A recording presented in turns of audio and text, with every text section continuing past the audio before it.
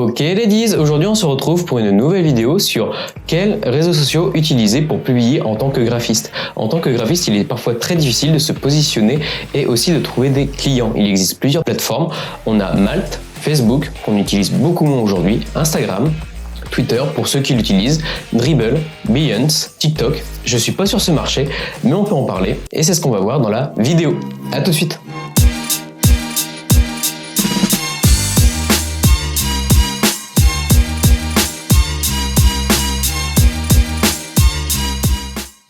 Est-ce qu'aujourd'hui les réseaux sociaux sont intéressants pour votre communication? Et est-ce que c'est intéressant également pour créer de l'audience et trouver et fidéliser vos clients? Oui, c'est intéressant. Mais tout d'abord, il faut savoir et comprendre comment interagissent vos clients sur ces plateformes-là et essayer de trouver la plateforme où vous allez trouver le plus d'audience. De mon côté, je vais utiliser Dribbble, je vais utiliser Behance, Instagram et également YouTube.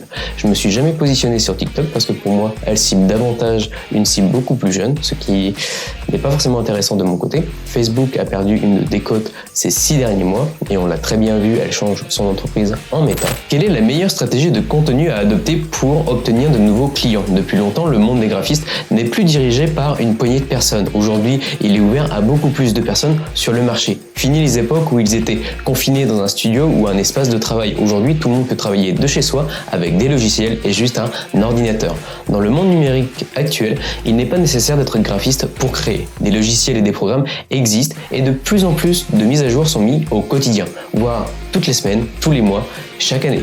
Il y a beaucoup de programmes de conception innovants qui ont permis aux esprits créatifs de s'initier et de prendre en main les outils pour augmenter leur audience et également obtenir des clients. Aujourd'hui, on peut retrouver Facebook, Instagram, même Pinterest peut nous permettre justement de montrer facilement notre savoir-faire et nous permet également d'augmenter notre visibilité. Et essayer de comprendre quelle est votre cible et sur quel marché vous allez devoir vous positionner. Beaucoup de facteurs sont à prendre en compte. Votre âge, le public, la cible, le type de travail par exemple que vous faites. Généralement, on va aller sur LinkedIn, les réseaux professionnels et on va essayer de se positionner en essayant de faire des petits exercices au quotidien. J'aime particulièrement Instagram qui a été racheté par Facebook car c'est une plateforme visuelle très pratique pour ceux dont les métiers sont plus ou moins esthétiques. C'est beaucoup plus facile par exemple si on va sur Instagram que par exemple d'aller sur LinkedIn. LinkedIn est beaucoup plus orienté pour les professionnels et Instagram est plus orienté pour le grand public. Vous avez accès aux petites et aux grandes marques, même si les personnes ayant moins de followers ont plus de chances d'être remarquées. Aussi bien sur Instagram, vous pouvez entrer en contact avec des agences qui recherchent constamment des freelances ou des entrepreneurs pour travailler conjointement sur une mission. Et justement, pour gagner encore plus de visibilité, vous pouvez vous pencher sur des collaborations à réaliser avec d'autres personnes. En tant que graphiste, j'aime particulièrement Behance et Dribbble. Il faut comprendre que la plateforme a été lancée en tant que projet Adobe Labs en décembre 2006. Behance est fermé en 2009 et en 2012, bonne nouvelle pour tout le monde, je sais pas pourquoi, on a compris que son utilité était précisément de s'orienter vers les créatifs. Donc la plateforme a été relancée. Behance est un site destiné au partage de créa pour les designers, mais aussi d'artistes, de photographes, d'illustrateurs et bien d'autres. Sur ce média, les créatifs publient leurs œuvres et reçoivent des commentaires de personnes qui bossent dans le même milieu. Aujourd'hui, la plateforme a plus de 10 ans. Elle vient de se présenter ses nouvelles fonctionnalités qui seront bientôt disponibles et qui ne manqueront pas de vous faire ouvrir votre portfolio. Vous pouvez télécharger plusieurs projets à la fois sur la plateforme. Une fois que vous avez créé votre profil, explorer ce que les autres personnes font sur le site avec le flux d'activités et rester informé sur les dernières mises à jour de vos projets préférés. Essayez de suivre les personnes que vous aimez le plus, essayez de voir s'il est possible de faire des cours ou des collaborations avec eux. J'aime beaucoup Dribbble qui est le réseau social plus ou moins pour les designers, l'endroit parfait pour les créatifs qui veulent partager leur travail entre eux et valoriser leurs talents. C'est le site de référence pour tous les concepteurs qui souhaitent établir un réseau avec d'autres professionnels du secteur. Les designers peuvent télécharger leurs créations, c'est assez simple et je trouve qu'on peut avoir plus facilement de visibilité sur la plateforme Dribbble que sur Behance. Behance, on va dire que votre contenu va être perdu, alors que sur Dribbble, si vous le mettez et si vous utilisez l'outil Pinterest, ça va vous permettre justement de créer des rebonds. Et si vous cherchez à embaucher, vous pouvez parcourir les portfolios sur Dribbble ou vous vous tournez vers la section emploi. Je trouve qu'elle est beaucoup plus intéressante que sur celle de Behance. Avant 2010, le site était exclusivement réservé aux professionnels du design. Aujourd'hui, il est beaucoup plus élargi et la cible se tourne également vers les animations, le motion, la vidéo et également le web. En 2012, Dribbble a ouvert l'inscription à tous et est devenu un service gratuit permettant à chacun de s'inscrire et de poster des images de son travail. En 2016, plus d'1 million de personnes avaient soumis des clichés et avaient publié leurs projets. Comme quoi les plateformes, avec le temps, peuvent évoluer et grandissent. Bien sûr, on n'oublie pas par exemple d'utiliser Facebook, qui est l'un des réseaux sociaux les plus populaires. Même s'il a reçu une déco de ces derniers temps, c'est devenu une référence pour la prise de contact à distance depuis son domicile. Mais je pense que vous allez plus facilement cibler les particuliers. En tout cas, pour les graphistes, je trouve pas forcément ça avantageux si vous ciblez principalement des professionnels. Avec l'intermédiaire de Facebook, cela n'a jamais été aussi simple de trouver des clients. Les tendances évoluent et aujourd'hui, les personnes et les générations se tournent plus facilement vers TikTok. Je n'ai pas encore passé ce cap, j'essaye d'éviter TikTok qui pour moi, l'audience est beaucoup plus jeune. L'audience de Facebook est vieillissante et diminue chaque année. J'ai fait partie de cette cible vieillissante. Dans le secteur actuel du design, la concurrence est rude. Des centaines de designers publient chaque jour de nouveaux modèles. Si Facebook a été un excellent moyen de gagner en visibilité et en succès, il ne permet pas forcément aux graphistes de se développer comme on a pu le faire il y a plus de 6 ans.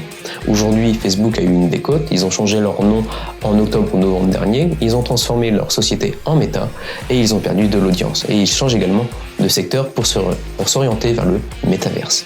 On va retrouver également LinkedIn ou le réseau social des pros. Bien utilisé, c'est l'endroit parfait pour réseauter et rencontrer des personnes qui partagent les mêmes centres d'intérêt et objectifs que vous. Mais pour ma part, en tant que graphiste, je vais préférer m'orienter sur Instagram, Dribbble ou Behance. Il s'agit d'un profil personnel et de partage de votre CV en ligne avec des employeurs du monde entier. Ça peut vous orienter et justement vous permettre d'acquérir de l'expérience et de créer une communauté avec des agences, pourquoi pas étrangères. Vous allez retrouver des articles sur des activités, ce qui inclut souvent que les graphistes ainsi que de nombreux autres professionnels vont pouvoir échanger comme sur la plateforme Facebook. Sauf que LinkedIn est beaucoup plus orienté, et je ne cesse de le dire, orienté vers les professionnels.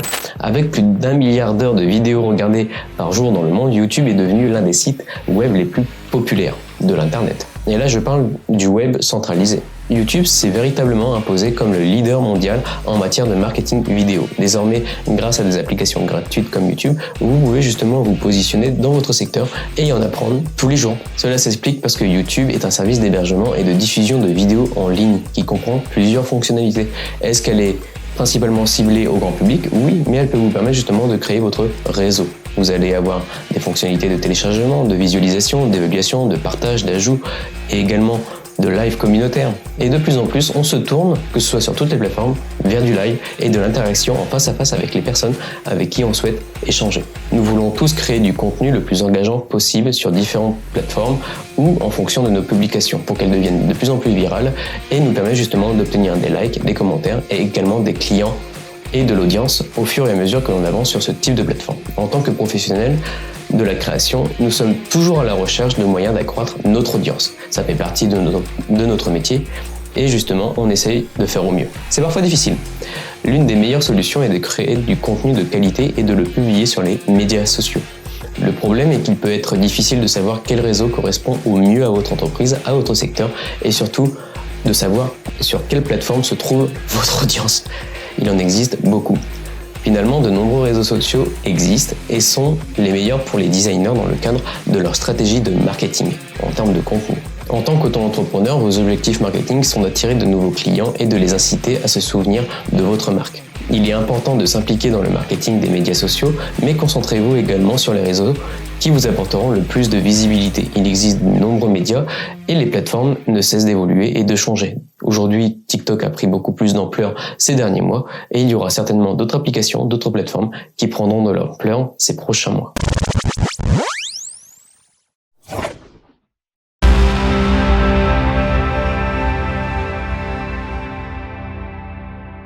Donc voilà les ladies, j'espère que vous avez apprécié la vidéo. N'hésitez pas à vous abonner à la chaîne YouTube, ça fait toujours plaisir. À laisser un message en bas de la vidéo dans la description. Je reviendrai vers vous pour de nouveaux sujets sur comment entreprendre et communiquer sur le web.